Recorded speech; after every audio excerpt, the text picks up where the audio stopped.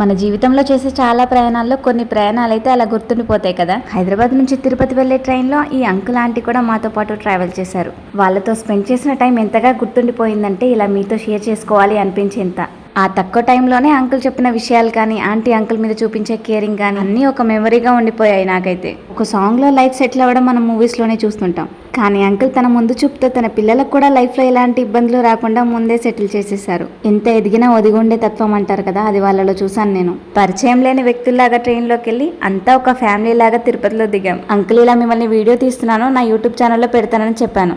ఏం పర్లేదు అన్నారు. ఛానల్ని కూడా సబ్స్క్రైబ్ చేసి నేను వీడియోస్ చూస్తానని చెప్పారు. నేనైతే భలే హ్యాపీ. డిన్నర్ టైంలో ఆంటీ అంకుల్ కోసం ఎంతో కేరింగ్ గా చేసిన బీట్రూట్ చపాతి కూడా మాతో షేర్ చేశారు. ఇలా మేము తెచ్చుకున్న ఫుడ్ లో హెల్తీ ఫుడ్ కూడా యాడ్ అయిందన్నమాట. ఇలా చాలా కబుర్లు చెప్పుకుని మంచి డిన్నర్ తిన్న తర్వాత ఇలా పడుకోగానే అలా తిరుపతి వచ్చేసింది. మిగతా విషయాలని నెక్స్ట్ వీడియోస్ లో చెప్తాను. అప్పటి వరకు follow and subscribe. Thanks for watching. Bye.